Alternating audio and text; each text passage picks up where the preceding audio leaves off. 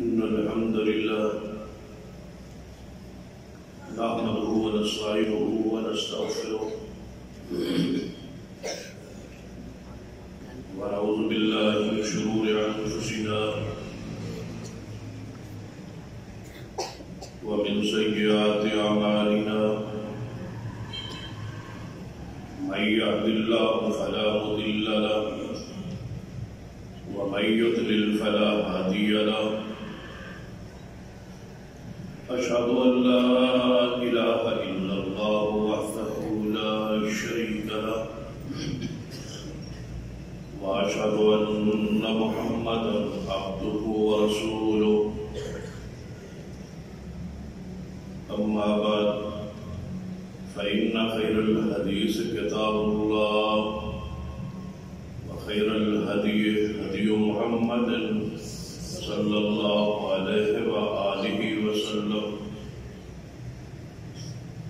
وشر الأمور محدثاتها وكل محدثة بدعة وكل بدعة ضلالة أما بعد فأعوذ بالله السميع العليم من الشيطان الرجيم من همزه ونفخه ونفثه بسم الله الرحمن الرحيم يا أيها النبي إنا أرسلناك شاهدا ومبشرا ونذيرا وداعيا إلى الله بإذنه وسراجا منيرا رب اشرح لي صدري ويسر لي أمري واحلل عقدة من لساني يفقهوا قولي رب زدني علما سبحان ربك رب العزة عما يصفون وسلام على المرسلين والحمد لله رب العالمين. حضرات،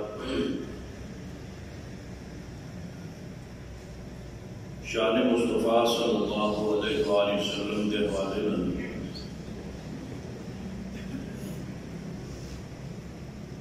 گفتگو دا ایک سلسلہ اس آیت مبارکہ کی روشنی جاری ہے کہ خطبہ مسعودہ اندر پڑھی. اس کے اندر اللہ تبارک و تعالیٰ نے نبی رحمت صلی اللہ علیہ وسلم کی 8 صفات 8 اوصاف مسائل کا کام کا ذکر کیا.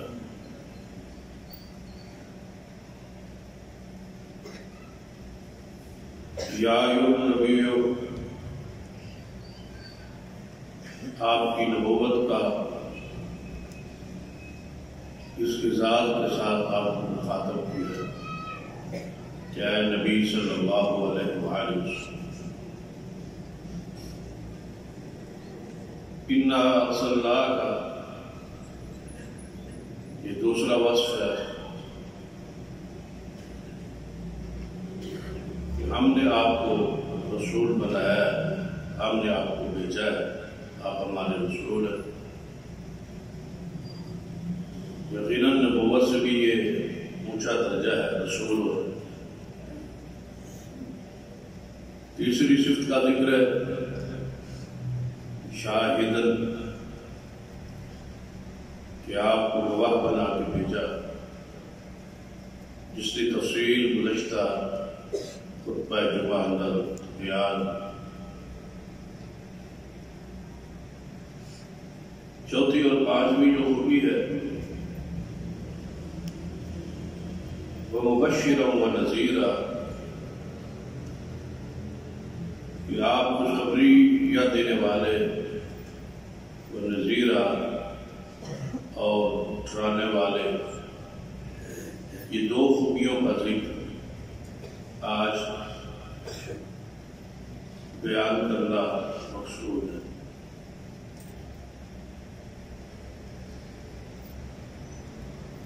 قرآن پاک سارا پڑھی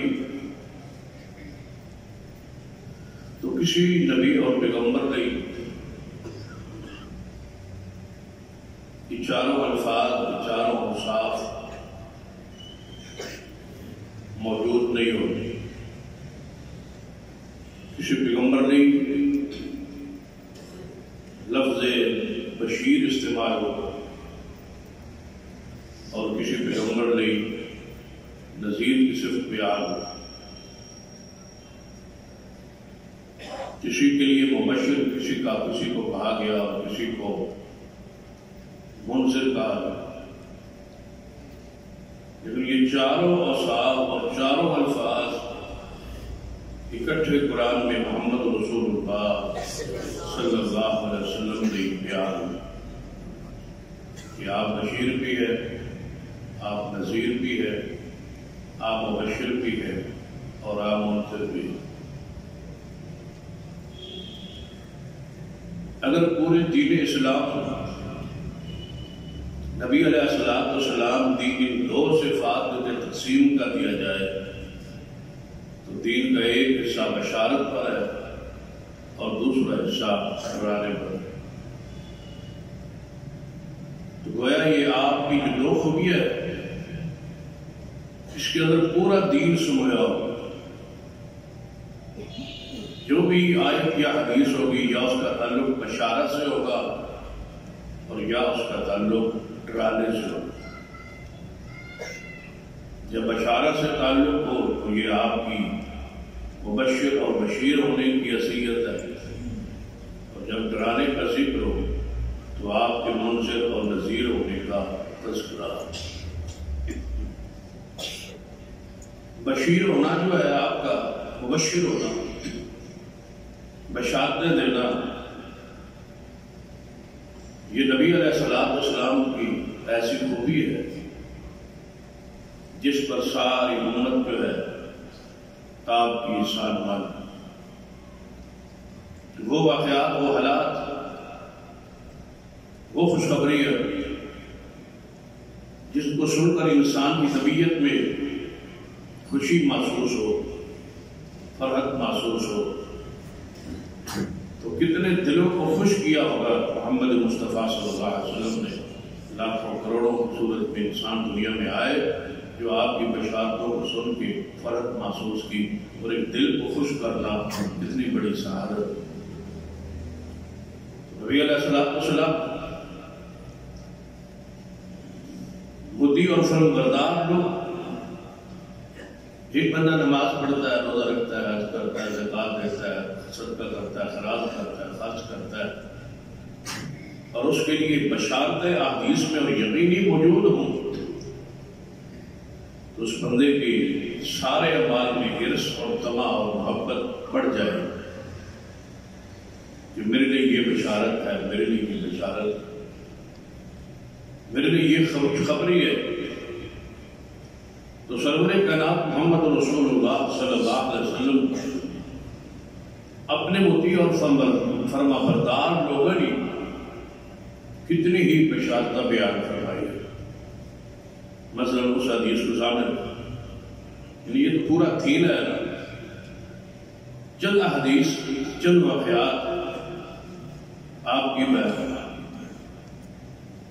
سیرت اور مقام کا ایک پہلو کی بحثیت مبشر بشیر تاکہ وہ کھل کے آپ کے سامنے کہ نبی رحمت صلی اللہ علیہ وسلم کے پاس ایک صحابی آئے اور عرض کی یا رسول اللہ صلی اللہ علیہ وسلم قیامت کب آئے؟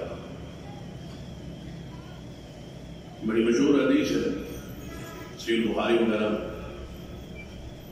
کہ یا رسول اللہ صلی اللہ علیہ وسلم قیامت کب آئے؟ تو آپ نے جواب ارشاد فرمایا کہ قیامت کا پوچھنے والے کب آئے گی؟ اتنا بدلاؤ کہ قیامت کے لیے آپ کی تیاری کیا ہے؟ بندہ جس کا انتظار کر رہا ہے، جس کے بارے میں پوچھ رہا ہے، اس کی کوئی تیاری بھی تو نہیں چاہیے.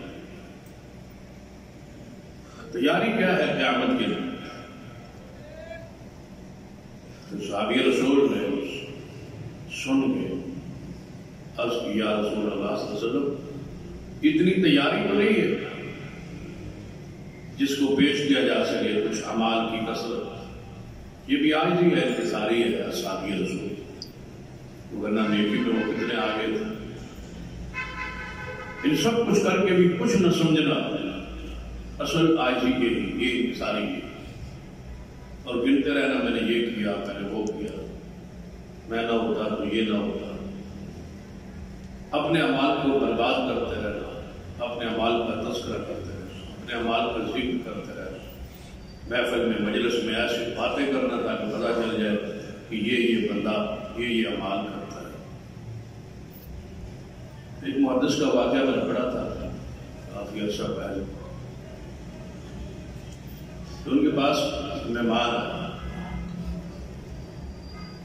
تو مہمان کو بیٹھے بٹھایا اور بیٹے کو بلایا، مہمان کی عزت تقریب ضیافت نہیں کوئی چیز لائے، لازم امر ہے کہ بیٹا گھر جا کے کچھ نہ کچھ چیز لائے، تو ساتھ ہی بیٹے کو بھی بات کہی، روٹی اور کھانا لائی ہے اپنے مہمان کے لیے، اور ان برتنوں میں لانا، وہ خاص جو برتن میں حج پہ گیا تھا نا اور جو وہاں سے لایا تھا ان برتنوں میں لانا۔ کیا بتانا چاہتے تھے؟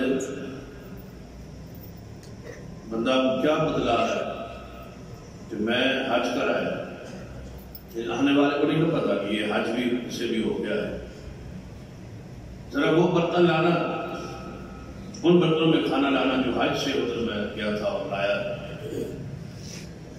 اس مہمان نے کھانا کھانے سے انکار کر دیا، کہا میں ریاکار بندے سے کھانا نہیں کھاؤں گا۔ کیا مجھے بتلانا چاہتے ہیں کہ میں حج کر رہا ہوں؟ بعض لوگوں کی عادت اپنے اعمال صالحہ کا تذکرہ کرتے رہے تاکہ دوسروں کو تصور میں جائے، بات جائے بندہ بہت نیک ہے اور بڑا پارسا ہے اور تہجد پڑھتا ہے اور یہ عمل کرتا ہے۔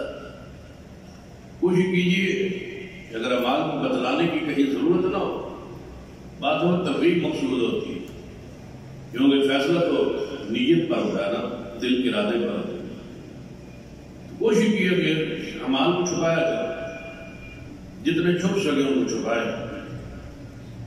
تاکہ حاسدین کے حسد سے بھی محفوظ رہے اور ساتھ ساتھ نظر بد سے بھی محفوظ رہے اور آپ کے اعمال بھی محفوظ رہے کہ ریاکاری کا تصور اٹھا ہے۔ ایک اور روایت میں آتا ہے نا کہ بندہ نماز پڑھ رہا، اکیلا نماز پڑھ رہا ہے تو اس کی کیفیت کچھ اور ہے، تو پیچھے سے بندہ کی آواز آئی کہ بندہ گھر میں یا بیٹھک میں یا کمرے میں داخل ہو گئے تو اپنی نماز کی حالت کو بدل لے، لمبا رکوع کرنا اور پھر لمبے سجدے کرنا اور لمبا قیام کرنا، کیا بندہ پیچھے آگے بیٹھ گیا؟ پہلے رفتار اور تھی، اب رفتار اور ہے، پہلے انداز اور تھا اب انداز اور ہے، تو کیا سمجھتے ہو کہ یہ نماز قبول ہے؟ جو بندے کو دیکھ کے حالت کیفیت بدل جائے، یہ ریاکاری اور ریاکاری شرک کے اصغر ہے، لہذا اس سے پوری طرح بچنا۔ صحابی رسول سوال کر رہا ہے کہ یا رسول اللہ صلی اللہ علیہ وسلم قیامت کب آئے؟ فرمایا تیری تیاری کیا ہے؟ یا رسول اللہ صلی اللہ علیہ وسلم کچھ اعمال کو زیادہ نہیں، جماعت کا ذکر نہیں کیا اور ان کی کثرت بھی نہیں سکتی، کیونکہ کثرت جو ہے اعمال اس کو بیان نہیں کیا، کیونکہ اگر اس میں ریاکاری آ جائے تو کثرت کا کیا فائدہ؟ نبی علیہ السلام کی وہ حدیث ہے نا، تہامہ پہاڑوں کے برابر، جو بیت اللہ کے آس پاس بڑے بڑے پہاڑ نظر آتے ہیں یہ سارے تہامہ ہیں، آپ نے فرمایا تہامہ پہاڑوں کے برابر لوگ نیکیاں لے کے آئیں گے، اللہ ان کو ہوا میں اڑا دے، حاملۃ ناصبہ تصلیٰ نارا حامیہ۔ ہر جمعے کی دوسری رکعت میں یہ سورت پڑھی جاتی ہے، اس سورت کو پڑھتے پڑھتے جو ہے وہ سالہ سال گزر گئے۔ بدقسمتی افسوس ہے کہ ہم ان کا معنی بھی یاد نہ کر سکے کہ ہر جمعے پر یہی صورت مصنون کیوں پڑھی جاتی؟ تصلیٰ نارا حامیہ، عاملۃ ناصبہ تصلی نارا حامیہ، اعمال کر کر کے لوگ تھک گئے ہوں گے لیکن اللہ جہنم میں پھینک دے گا۔ فرمایا یا رسول اللہ صلی اللہ علیہ وسلم کوئی زیادہ اعمال نہیں، لیکن ایک عمل ہے، وہ عمل یہ ہے کہ میں اللہ سے محبت کرتا ہوں اور رسول اللہ سے محبت کرتا ہوں، بس یہ عمل ہے۔ اللہ سے محبت اور رسول اللہ سے محبت، تو آپ نے فرمایا پھر خوش ہو جاؤ، پھر آپ کو فکر کیا ہے کیا عمل کی اور کب آئے، جب بھی آئے قیامت والے دن اسی کے ساتھ رہو گے جس کے ساتھ تم محبت کرتے۔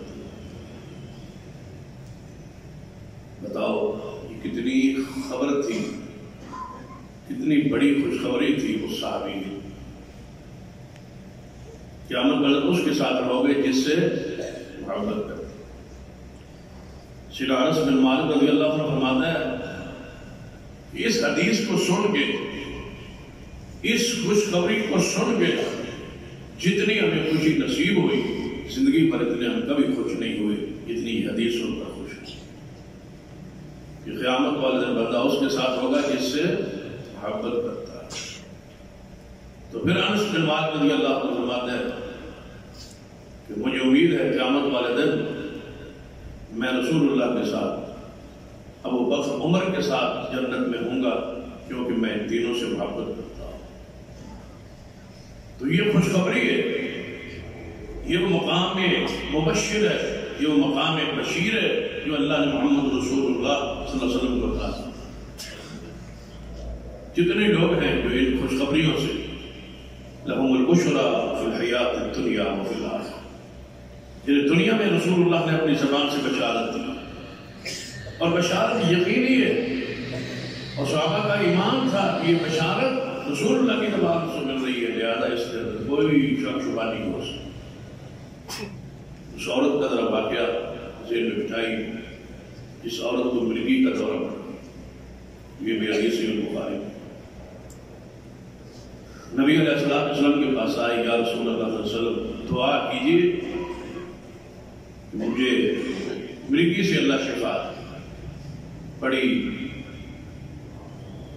بری بیماری ہے جس کا علاج بہت کم ہے، جس سے شفا بہت کم ہے، اللہ ہر بندے کو اس بیماری سے محفوظ کرے۔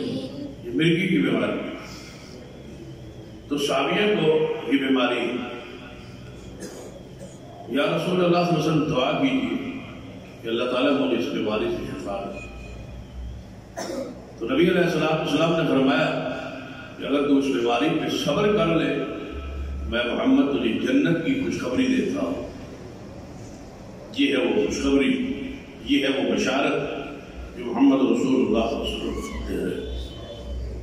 ان بشارتوں میں مختلف انداز ہے، کچھ بستیوں کے حوالے سے، کچھ علاقوں کے حوالے سے، کچھ شخصیات کے حوالے سے، کچھ انفرادی صحابہ کرام کے حوالے سے، کچھ پوری امت کے لیے، کچھ پوری انسانیت کے لیے، کچھ دنیا کے لیے، کچھ آخرت کے لیے۔ یہ بشارتیں، یہ خبریں محمد رسول اللہ صلی اللہ علیہ وسلم نے بیان کی۔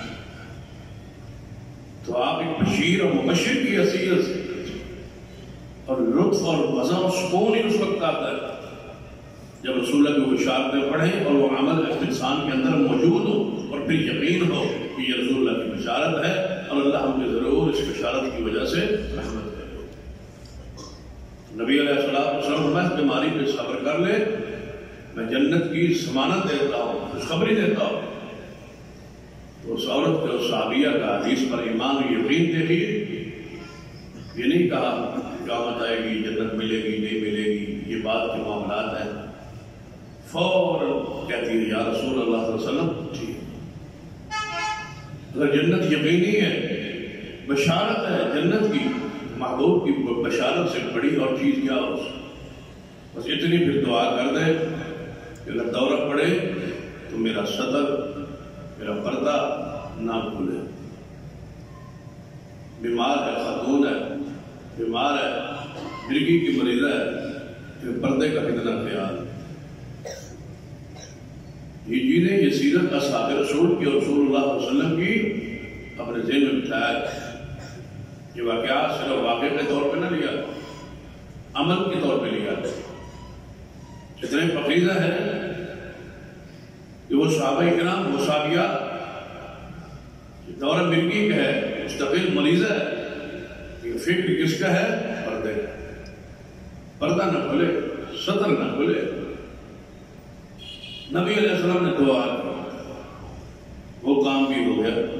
جب بھی اس کو دورہ پڑتا، اس کا پردہ سطر نہیں کھلتا تھا، چاہے وہ تڑپتی رہے، لیکن وہ نہیں ہوتا تھا۔ اس کی دعا رسول نے دھوکہ دی، دعا بھی ہو گئی اور جنت کی بشارت بھی نصیب ہو۔ تو یہ ہے وہ آپ کی حیثیت جس کا ذکر قرآن نے کیا ہے کہ آپ مبشر ہیں، آپ نذیر ہیں۔ اس آیت کے اندر یہ دو جو وصف خوبیاں آپ کی بیان ہیں، کمال کی یہ خوبیاں۔ صدیق سے پوچھو اس شان اور اس مقام کا اور اس صفت کا آپ نے کیا فائدہ ہو؟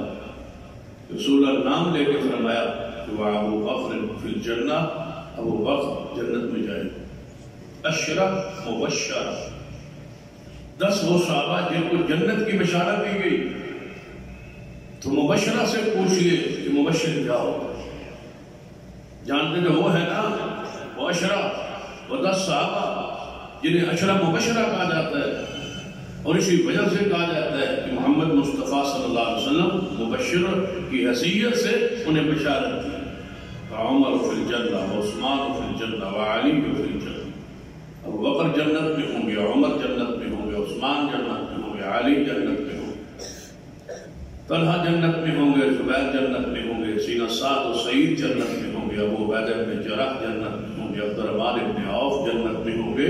رسول اللہ 10 صحابہ کو فرمایا میں محمد مصطفیٰ کی جنت میں ہوں گا، اور یہ 10 صحابہ بھی میری جنت میں ہوں گے، میں انہیں بشارت دیتا ہوں۔ تب ہی وہ اشرف مبشرہ قرار ہوتا ہے۔ تو سرور کائنات محمد رسول اللہ صلی اللہ علیہ وسلم، یہ تو ہے شخصی وہ جو آپ نے بشارت دی سیدنا امیر معاویہ کے حوالے سے، جو بحری بیڑے پہ جہاد کرے گا وہ مغفور ہوگا، بخشا ہوا بندے ہوں گے، اور اس نے سیدنا امیر معاویہ رضی اللہ عنہ سے پھر آپ نے بشارت دی، اور کئی اپنے اصحاب کے بارے میں کہ فلاں شخص جنت میں ہوگا۔ سیدہ فاطمہ الزہرا کے بارے میں فرمایا یہ جنت کی عورتوں کی سردار ہوں گی۔ سیدنا حسن حسین کے بارے فرمایا یہ جنت کے نوجوانوں کے سردار ہوں گے۔ اور پھر سیدنا علی کے بارے فرمایا ان کے باپ ان سے بھی اونچی اور بہتر درجے پر ہوں گے۔ پھر نبی علیہ السلام نے فرمایا میری بیوی عائشہ جو ہے اس کے بارے میں مجھے خبر دی گئی ہے کہ یہ دنیا اور آخرت میں محمد مصطفیٰ کے لیے ہی بنائی گئی ہے۔ تو یہ رسول اللہ نے بشارتیں دی ہے۔ سیدہ خدیجہ کے لیے بشارت دی ہے کہ موتیوں کا محل میری بیوی خدیجہ کے لیے جنت میں بنا دیا گیا ہے۔ اور کتنی بشارتیں ہیں جو سرور کائنات محمد رسول اللہ صلی اللہ علیہ وسلم نے بیان کی۔ یہ تو وہ بشارتیں۔ اب ذرا دوسری طرف توجہ کریں، وہ بشارتیں جن کا تعلق اعمال کے ساتھ، یہ بھی بڑی جس میں پوری امت داخل ہے۔ نبی علیہ السلام نے اعمال پر خوشخبری دی ہے، خبر دی ہے، اللہ کی رضا کی، اللہ کی رحمت کی، گناہوں کی معافی کی خبر مل جائے، اس سے بڑی بشارت کیا ہو کہ خبر مل جائے کہ گناہ معاف۔ نبی علیہ السلام نے فرمایا کہ جو شخص ماہ رمضان میں تراویح پڑھے، من قام رمضان ایمانا واحتسابا، جو ماہ رمضان میں تراویح پڑھتا ہے اللہ تعالیٰ اس کے پچھلے گناہوں کو معاف کر دے۔ یہ کس کی بشارت ہے؟ محمد مصطفیٰ صلی اللہ علیہ وسلم۔ من صام رمضان ایمانا واحتسابا غفر له ما تقدم من ذنبه، جو شخص ماہ رمضان کے روزے رکھتا ہے اللہ اس کے پچھلے گناہوں کو معاف کرتا ہے۔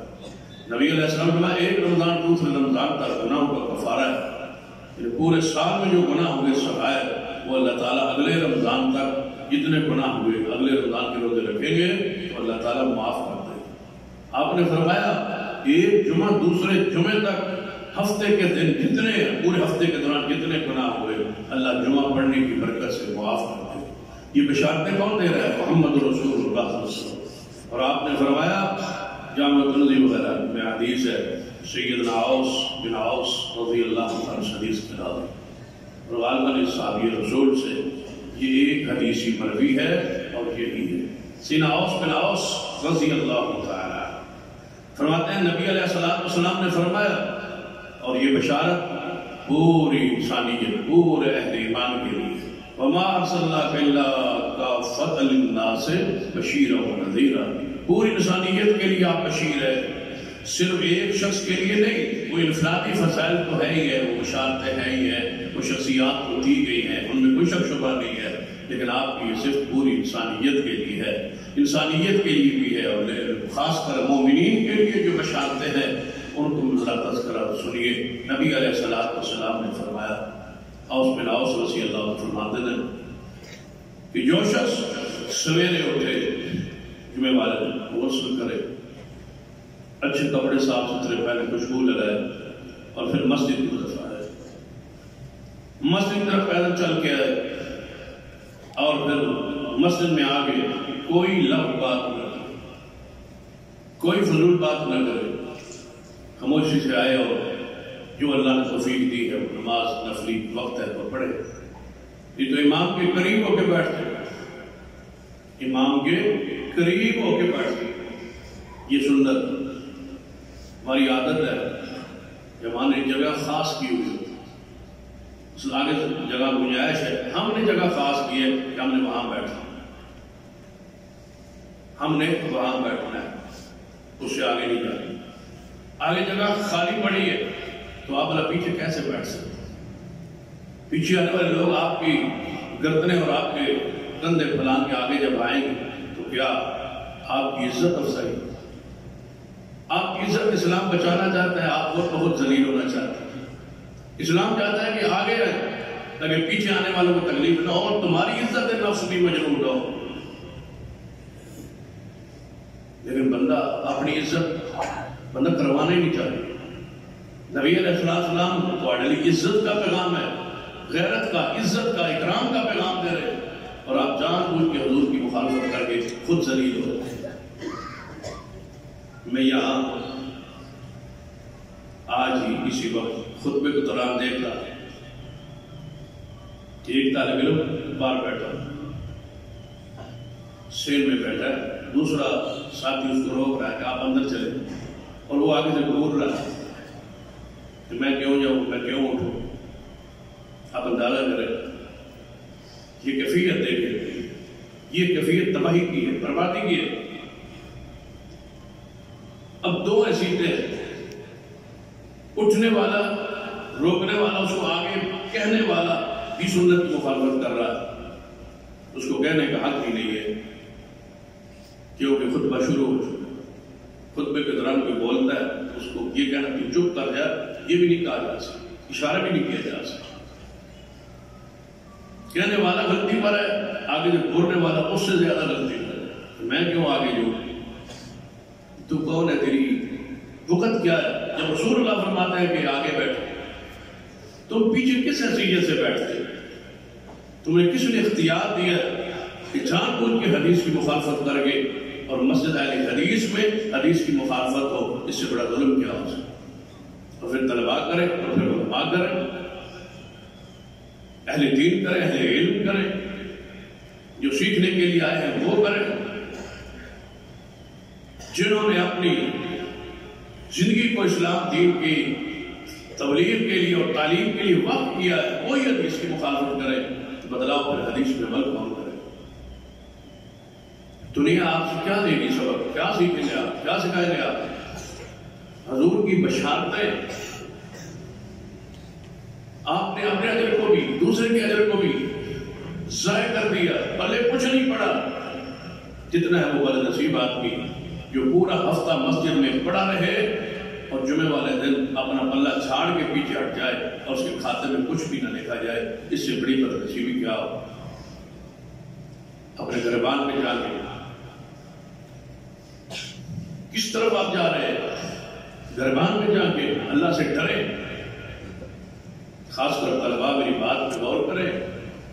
آپ جو لوگوں کے صدقہ اور خیرات، مال اور زکات لوگ خرچ کرتے ہیں اس ارادے اور نیت سے یہ آئندہ آنے والی نسل کو سنوارنے کے لیے مبلغین پیدا ہوں۔ اگر آپ خود ہی نہ سنورے بتاؤ کیسے سنوارو گے دنیا میں؟ دنیا تو منتظر ہے، دنیا تو جہنم کی طرف بھاگ کے دوڑ کے جا رہی ہے۔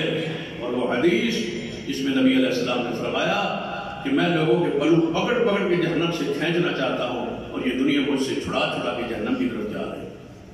جہنم کی طرف بھاگنے والے لوگوں کو ہم نے روکنا ہے، ہم نے ان کے پلوں کو پکڑ پکڑ کے پیچھے ہٹانا ہے کہ پیچھے ہٹ جائیے، پیچھے ہٹ جائیے، آگے جہنم ہے، آگے آگ ہے، آگے تباہی ہے، آگے بربادی ہے۔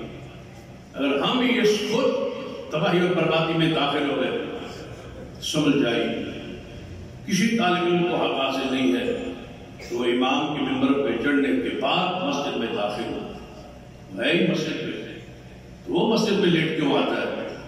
وہ اپنی تیاری لیٹ کیوں کرتا ہے؟ وہ کیوں پیچھے بیٹھتا ہے؟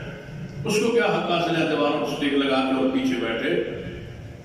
اس کو کس نے حق دیا ہے؟ مجھے کوئی حدیث بتلا دیں جو آپ کو اساتذہ نے پڑھائی ہو، جس میں جمعے کے دوران بولنا، اٹھنا اور ادھر ادھر پھرنا اور چلنا اور بیٹھنا اور ٹیک لگا کے ٹانگیں جو ہے وہ عجیب انداز میں کر کے بیٹھنا، کیا تم اتنا حیا بھی نہیں ہے؟ تم اتنی بھی تربیت نہیں پا سکے کہ رسول اللہ کی حدیث کا ہی آپ احترام کریں؟ جمعے کا خطبہ نماز کا درجہ رکھتا ہے، اس میں حرکات و سکنات حرام ہے۔ یہ امام کو حق حاصل ہے، خطیب کو حق حاصل ہے کہ کوئی بول رہا ہے تو اس کو چپ کرے، کوئی حرکت کر رہا ہے تو اس کو روکے۔ آپ کو کوئی حق حاصل نہیں ہے، لیکن اساتذہ کرام کو تنبیہ کا حق ہے، وہ پورا ہفتہ تربیت کرے بچوں کی کہ جمعے پہ آنا کیسے ہے اور بیٹھنا کیسے ہے اور کس وقت آنا ہے۔ آئندہ جمعے دیکھتے ہیں کہ کون سا وہ طالب علم ہے جو اپنے وقت سے وہ وقت مقررہ جو جمعے کے خطبے کا آغاز ہے وہاں سے لیٹ کون آتا ہے اور پیچھے کون بیٹھتا ہے۔ کیا آپ تنبیہ کے بغیر، ڈرانے کے بغیر، سزا کے بغیر، کیا آپ حدیث پر بھی سزا کے بعد عمل کریں؟ کیا ڈنڈے کھا کے حدیث پر عمل کرنا ہے؟ حدیث پر سمینا و اطاعنا کی کیفیت ہو کہ دل کی گہرائی سے خوش ہو کہ حضور کی حدیث کو مانیں، یہ رسول اللہ کا فرمان ہے۔ رسول اللہ کے بعد کیا آپ 8 دنوں بعد 1 گھنٹے کے لیے دل جمی کے ساتھ متوجہ ہو کے شریعت کے تابع ہو کے نہیں بیٹھ سکتے؟ تو سنیے، سیدنا اوس بن اوس رضی اللہ تعالیٰ حدیث پڑھ رہا، اس حدیث کو سنیں اور اپنے انجام کی فکر کریں۔ جہاں آپ بشیر ہیں وہاں آپ نذیر بھی ہیں۔ جو کچھ آپ نے ڈرایا ہے نا، میں ایک حدیث سنا دیتا ہوں پھر بات آگے بڑھاتا ہوں۔ نبی علیہ السلام کو خطبہ دے رہے تھے، دوران خطبہ مدینہ میں ایک سوالی تھی، مال نہیں تھا، آٹا نہیں تھا، آٹا کا بحران تھا جیسے آج کل ہے، کیونکہ ریاست مدینہ میں آٹے کا بحران، آٹے کی قلت۔ اس وقت وہاں تو گندم ہوتی نہیں تھی، دور سے شام سے دیگر یمن سے دیگر علاقوں سے گندم آتی تھی، جب ختم ہو جاتی تو پھر جو کھاتے یا کوئی اور چیزیں کھاتے، کھجورے کھاتے، یہی آٹا نہیں ملتا۔ پتہ چلا کہ آٹا دانے منڈی میں ایک قافلہ شام سے پہنچ گیا ہے۔ تو اب صحابہ کرام سامنے بیٹھے ضرور خطبہ دے رہے، اور یہ بھی وہ ذہن میں بٹھا لے وہ بزرگ ساتھی جو کہتے ہیں خطبہ بہت تھوڑا ہونا چاہیے، نبی رسول خطبہ دے لے۔ صحابہ کرام نے سمجھا کہ کب خطبہ ختم ہوگا اور نماز ختم ہوگی، دانے تو بک جائیں گے، تو منڈی سے دانے تو رہن گے نہیں، آٹا تو رہے گا ہی۔ جمعہ تو پھر آ جانا، 8 دن بعد پھر جمعہ آ جانا، کیوں نہ جا کے دانے تو لے لیں۔ ایک صحابی اٹھتا گیا مجمع سے، جماعت سے، بات چلے، حضور نے نہیں روکا، بتا رہے ہیں کدھر جا رہے جاتے۔ نبی علیہ السلام کے سامنے ٹوٹل 12 صحابہ رہے، باقی سارے چلے گئے، دانے لیے، جہاں جہاں جگہ ملی رکھی، گندم آٹا لے لے اٹھے، جہاں جہاں جگہ ملی وہ رکھ کے واپس آئے۔ ابھی خطبہ جاری تھا، رسول اللہ 5 منٹ کا خطبہ ہوتا ہوگا، کہ حضور خطبہ دے رہے تھے تو صحابہ باہر گئے، منڈی گئے، دانے خریدے، رکھے، واپس آئے تو خطبہ جاری تھا۔ نبی جب پھر دوبارہ مسجد بھری نا، حضور نے فرمایا میرے صحابہ کہاں گئے تھے؟ فرمایا یا رسول اللہ دانے آ گئے تھے منڈی سے، ہم دانے خریدنے۔ فرمایا اللہ کا شکر ادا کرو کہ یہ 12 صحابہ یہاں بیٹھے رہے، اگر یہ بھی اٹھ جاتے ہیں تو آج آسمان سے آگ برستی اور بندہ کوئی نہ زندہ رہتا۔ دوران خطبہ تم جا رہے ہو، دوران خطبہ تم پھر رہے ہو، دوران خطبہ تم کاروبار اور تجارت کر رہے ہو۔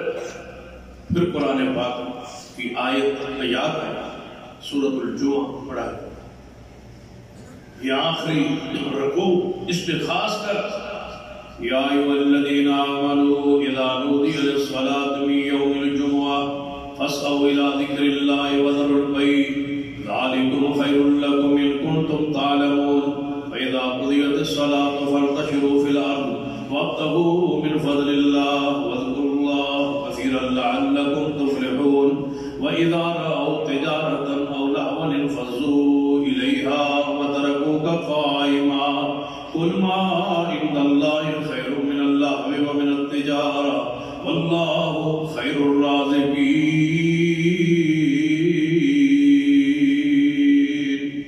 فرمایا محبوب یہ تمہیں چھوڑ کے اور کھڑا چھوڑ کے ممبر پہ چڑھے گئے، تجارت کو دیکھ کے لاکھ تماشا اور تجارت کو دیکھ ادھر چلے گئے، بتا دیجیے اللہ کے ہاں اس بار ہماری تجارت سے کھیل تماشا بہت بہترین انجام ہے اور بہت بہترین صلہ ہے، واللہ خیر الرازقین،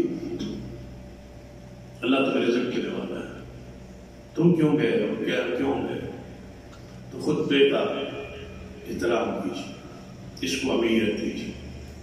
اگر یہ خطبے سننا ختم ہو گئے، 8ویں دن بھی یہ اللہ اس کے رسول کی دین کی آواز آپ کے کانوں میں پڑھنا ختم ہو گئی اور نہ سن سکو گے تو تباہ ہو جاؤ، برباد ہو جاؤ، اسلام اور دین شریعت سے دور ہو جاؤ گے۔ جبری بات ہے یہ رب سنانا چاہتا ہے 8ویں دن، اس کو ذوق اور شوق سے آیا کرے اور ذوق اور شوق سے سنا کرے، اس کو وقت دیا۔ آنے والی نسل وقت سے پہنچے۔ پرانے بزرگوں کی یہ حالت ہے، بتائیں جنہوں نے سن کے یہ حالت ہے، جب آپ نہیں سنیں گے تو آئندہ نسل کی حالت اور کیفیت کیا ہو؟ اللہ سے ڈرے۔ حدیث پڑھ رہا تھا اوس بن اوس رضی اللہ عنہ، جو بندہ اپنے گھر سے پیدل چلے، جمعہ پڑھنے کے لیے آئے، امام کے قریب بیٹھے اور کوئی لفظ بات نہ کرے، توجہ سے خطبہ سنے، نماز پڑھے اور واپس پلٹے، اللہ اس کو، یہ ہے وہ بشارت محمد مصطفیٰ، یہ ہے وہ آپ کی صفت۔ یا ایھا النبی انا ارسلناک شاہدا ومبشرا، آپ کی یہ وہ بشارت ہے۔ آپ نے فرمایا میرے صحابہ، جڑا بندہ اس طرح توجہ اور خطبہ سن کے واپس نماز پڑھ کے واپس پلٹتا ہے نا، اللہ اس کو ہر قدم کے بدلے 1 سال کے رات کی نماز تہجد پڑھنے کا ثواب دیتا ہے، ایک قدم پر۔ ومبشرا، یہ بشارتیں ہی ہیں جو لوگوں کو نماز پر، تہجد پر، نوافل پر حرص دلاتی ہے۔ یہی وہ خوبی ہے محمد مصطفیٰ صلی اللہ علیہ وسلم کی کہ آپ نے پوری امت کو دین پر اور اعمال صالحہ پر لگا دیا۔ یہ وہ بشارتیں ہیں جس کو حضور نے دیکھ کے امت کے دل میں تڑپ پیدا کی، اعمال صالحہ۔ اور آپ نے فرمایا ہر قدم کے بدلے، ہر قدم کے بدلے، ذرا جاتے ہوئے گننا آپ کے گھر کا قدم کتنا ہے، ایک قدم کے بدلے 1 سال کی نماز تہجد کا، ایک قدم کے بدلے 1 سال کی نماز تہجد کا ثواب، اور ایک قدم کے بدلے 1 سال کے روزوں کا ثواب۔ اور سال گننا اور قدم گننا اور سال گننا اور پھر کہنا کہ محبوب اللہ نے آپ کو کون سی بڑی خوبی سے نوازا ہے، کہ آپ مبشر، آپ نے اعمال پر کتنی بشارتیں دی ہے، کتنی عظیم یہ خوبی ہے۔ یا ایھا النبی انا ارسلناک شاہدا ومبشرا، بشارت دینے آئے مبشر بن کے آئے، بشیر بن کے آئے۔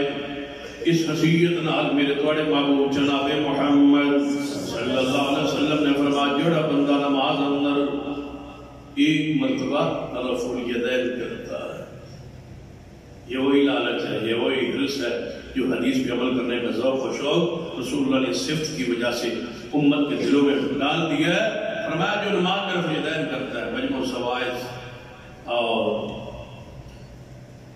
کے اندر اور سنن دارقطنی کے اندر یہ حدیث ہے، عقبہ بن عامر رضی اللہ تعالیٰ سے حدیث کے راوی ہے۔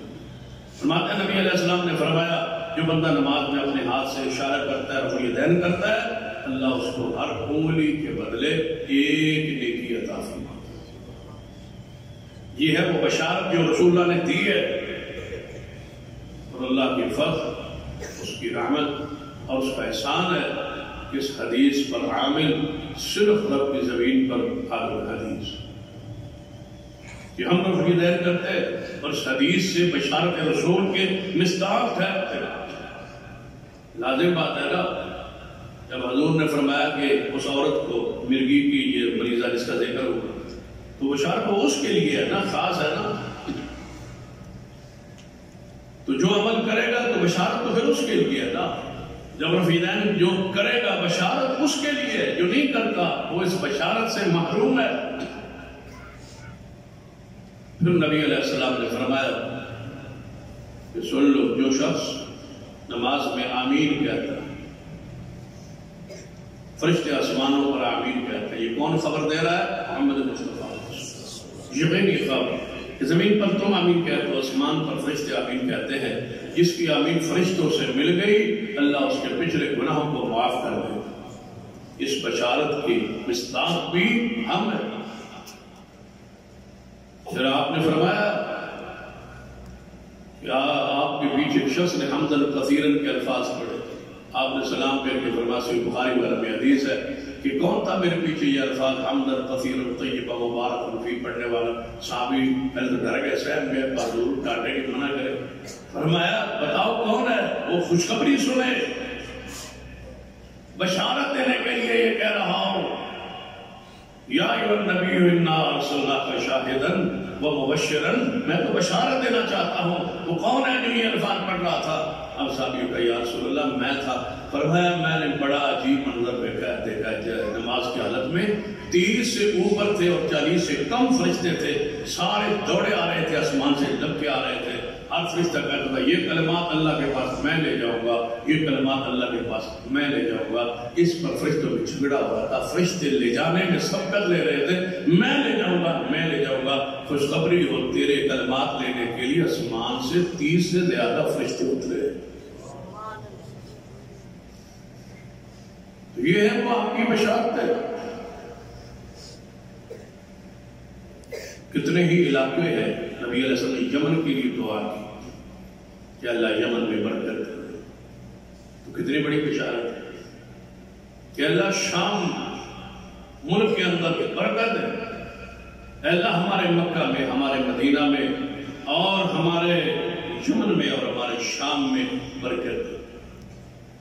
ساتھ اگر پوری حدیث ملا دے تو ساتھ ہی نبی علیہ السلام جب یہ حدیث بیان کر رہے تھے نا، تو ایک شخص وہاں بیٹھا تھا جو عراق کا تھا، کوفے کا تھا، وہ بھی کھڑا ہوا، یا رسول اللہ وفی عراقنا یا رسول اللہ، یا رسول اللہ اگر آج ملکوں کے بارے میں دعا کر رہے ہیں، بشارتیں دے رہے ہیں، رب سے مانگ رہے ہیں، مکہ کے بارے میں، مدینہ کے بارے میں، شام کے بارے میں، یمن کے بارے میں، ہمارے عراق کے لیے بھی کچھ دعا کر دے، ہمارے کوفہ کے لیے بھی دعا کر دے۔ آپ نے فرمایا بیٹھ جاؤ، تمہارے لیے دعا کیا ہے؟ وہاں سے تو شیطان کا سینگ نکلے گا، میں محمد دعا نہیں کرتا۔ اب بتاؤ ڈرا نہیں دیا کوفے والوں کو؟ فرمایا وہاں سے تو شیطان کا سینگ نکلے گا، وہاں سے تو فتنے برپا ہوں گے، اس کے لیے دعا حضور نے نہیں کی۔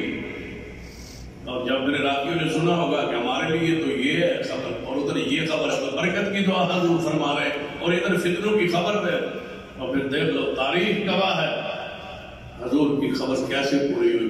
آج تک جتنے فتنے اٹھے اس کی بنیاد، اساس اور ماجگاہ جو ہے وہ یہی ملا۔ شامیوں کا، قدریوں کا، منکرین احادیث کا، تقلید کا،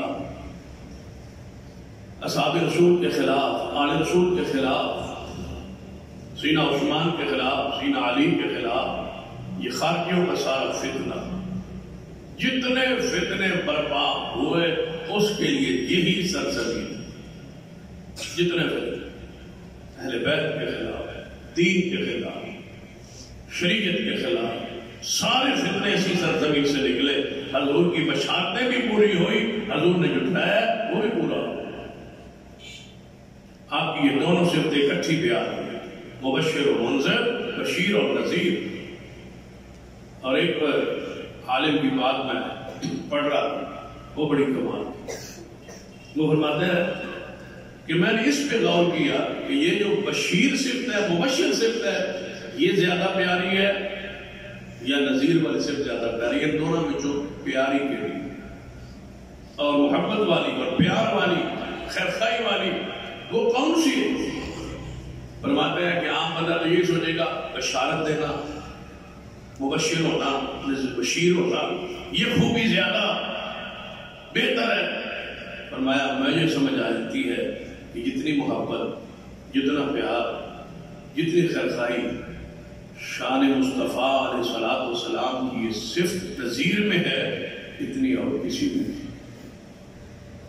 کیونکہ نذیر کا معنی ہے ڈرانے والا، وہ فرماتے ہیں یہ معنی بھی جو ہے نا اپنا پورا لفظ نذیر دی پوری حقیقت بیان نہیں کرتا۔ اس کا یہ معنی کرنا ڈرانے والا، فرماتے ہیں یہ اس کی پوری حقیقت نہیں بیان کرتا، بندے کو سمجھ نہیں آتی کہ نذیر کا معنی ڈرانے والا تو یہ کیا ہے، اس کی حقیقت تک نہیں پہنچتی۔ بعض دفعہ انہوں نے یہ بھی ایک جگہ پہ لکھا ہے، فرماتا ہے کہ بعض دفعہ تو یہ بالکل الٹ ہو جاتا ہے، یعنی معنی ظاہری طور پر الفاظ جن کا انتخاب ہوا، نذیر کا معنی ڈرانے والا، کہتے ہیں بالکل الٹ ڈرانے والا۔ تو یہ فرماتا ہے یہ بعض دفعہ اچھے معنی میں بھی نہیں استعمال ہوتا کہ فلاں بندے کی ہم نے دیکھا ہے وہ ڈرانے والی کی اس کی کیفیت ہے، میں یہ معنی نہیں مناسب ہوتا، اس کا معنی کچھ اور کرنا چاہیے۔ تو وہ فرماتے ہیں اس کا معنی ڈرانے والا نہیں کرنا چاہیے، فرماتے ہیں ڈر سنانے والا یا ہر بندے کو گناہوں کے برے انجام سے اپنی امت کو آگاہ کرنے والے، یہ ہے محمد مصطفیٰ۔ پھر مثال دیتے ہیں، فرماتے دیکھو نا ایک بندہ آگے تو ہمیں کہے کہ آج شام تک آپ کو یہ چیز ملے گی، یہ خوشخبری ہے، یہ چیز مل جائے گی۔ آپ بندہ بڑا خوش ہے، آج شام کو فلاں چیز میں ملے گی۔ وہ بندہ خوشخبری دے کے چلا گیا، دوسرا بندہ آ گیا، اس نے کہا میں ایک جگہ تے بیٹھا سا تے لوگ اکٹھے سن تے تینوں ہونا اثر تے ویلے نا تیرے تے حملہ کرنا ہے تے تینوں قتل کر دینا۔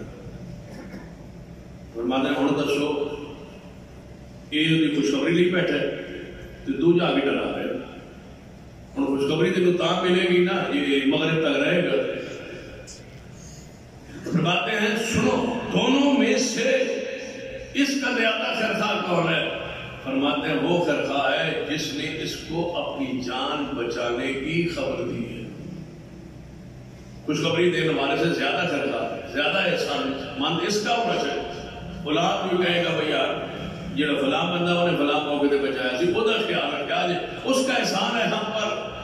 فرمایا وہ کون سی جگہ ہے جہاں سے محبوب نے اپنی امت کو آگاہ نہیں کیا کہ یہاں سے بچو، یہاں سے بچو، یہاں سے بچو۔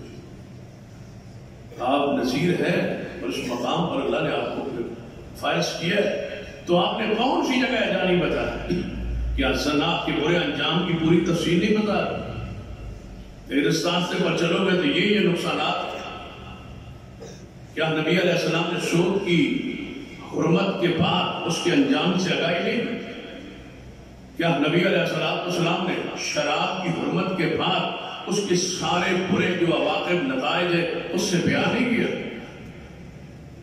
کیا نبی علیہ السلام جو گناہ ہم کرتے ہیں گناہوں کے جو نتیجے ہیں کیا حضور نے بیان نہیں کی؟ کیا نبی علیہ السلام نے جہنم کے وہ مناظر جو وہاں گناہ گاروں کو عذاب ہو رہا تھا حضور نے دیکھ کے امت کو بتلایا نہیں ہے؟ بتاؤ آپ سے بڑا موصل کون ہو سکتا؟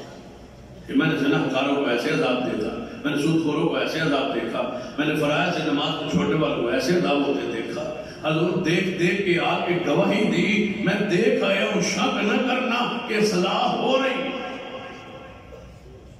حضور انجام سے نہ کر رہے، یہ ہے وہ آپ کی صفت نذیر، یہ ہے وہ آپ کی صفت منذر کہ آپ ڈرا رہے ہیں، انجام سے نہ کر رہے۔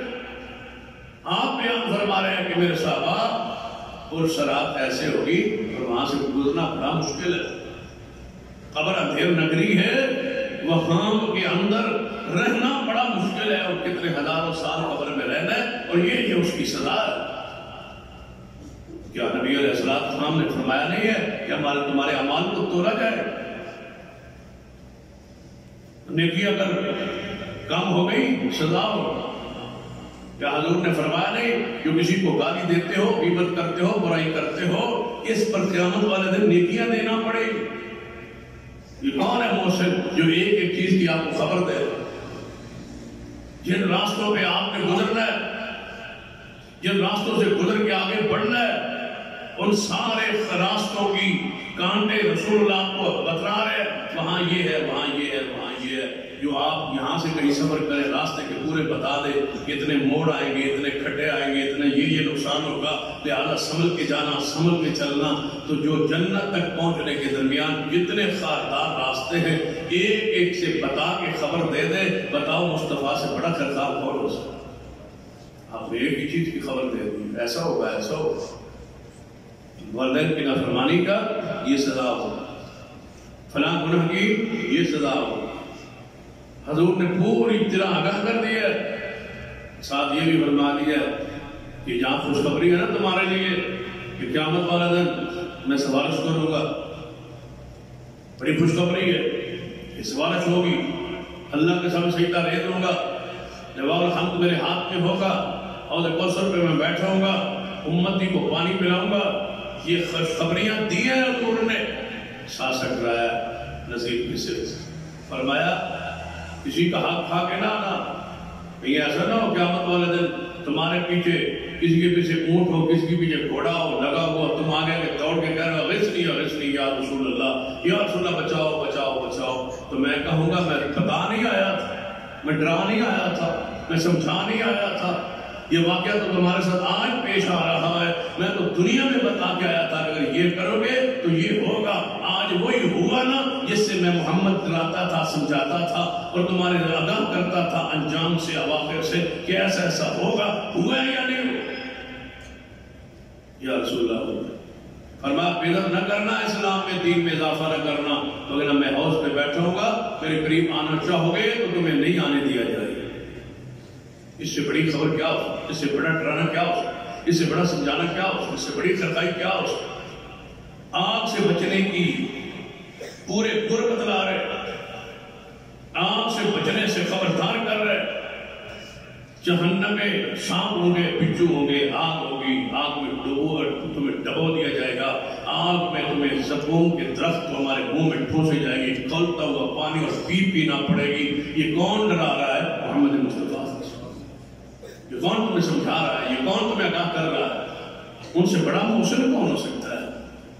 محسن انسانیت کے اگر پہلو کو آپ نے دیکھنا ہو تو صرف صفت نذیر کو پڑھیے، پھر تمہیں پتا چلے کہ محمد مصطفیٰ صلی اللہ علیہ وسلم کتنے بڑے محسن۔